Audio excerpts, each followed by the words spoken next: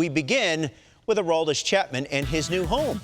Mark Feinsand sending out this tweet Thursday afternoon. Aroldis Chapman is signing with the Kansas City Royals, per source. Dan O'Dowd, Aroldis Chapman to the Kansas City Royals. What do you think?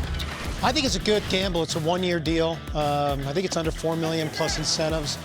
Ronnie, the best way for a team to make that next step is to win games you're supposed to win.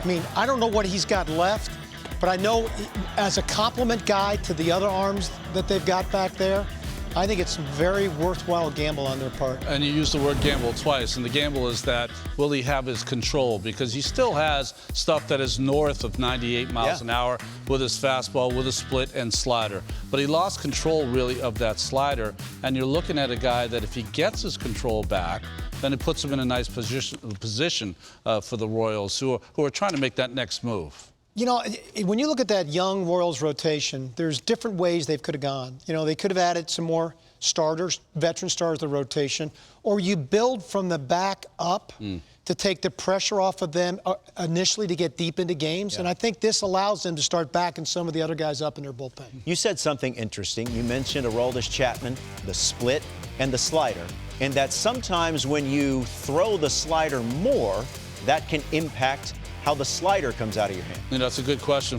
Roflo. I think what happens for Chapman is that he really struggled with his fastball slider mix, and he tried to get a third pitch, right? To try to get the right-handers off that fastball, and that split finger was his choice. But what happens, the split finger comes out of your hand and you turn it over or pronate it. The slider is just the opposite. You're on the outside of the ball. It's really hard. I tried to do it. It's really hard to do both at a supreme level. So we'll see if he can do it. And listen, test an athlete, especially as great as Chapman is, and put him in a position where he's got to prove himself again, could work. Dan, could this be a possibility where the Royals, depending on how the season plays out and how Aroldis Chapman performs, maybe you flip him at the deadline? You do. The false narrative to these kind of trades is that those type of players lend itself to a ton of value in return, which they don't. The game is kind of de-emphasized a little bit, the value of those players so close to the end of the season. So I really think it's more Roflo for me is the Royals are really trying to figure out a way to take the next step and take a talented team into a winning team. And so I think they're trying to stabilize the back end of their bullpen in the hopes, again, that they win the games they're in the position to have a chance to win. And lastly, Ron, obviously the end of his Yankees tenure did not go well.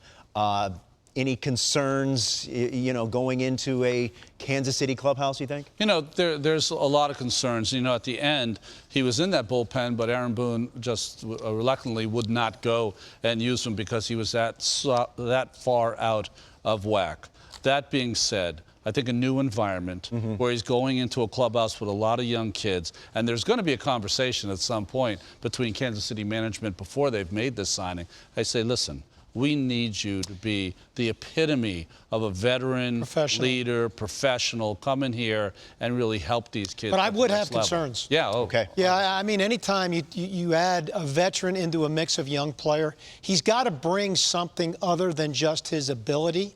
And he did not demonstrate that a lot with the Yankees, so I would be concerned about that. And this interesting postscript here, a tweet from Craig Mish, who knows a lot and plugged in with the Miami Marlins. Despite anything you may have seen, the tweet reads, read or heard, the Marlins never made a single contractual offer to Aroldis Chapman. This includes following his workout yesterday.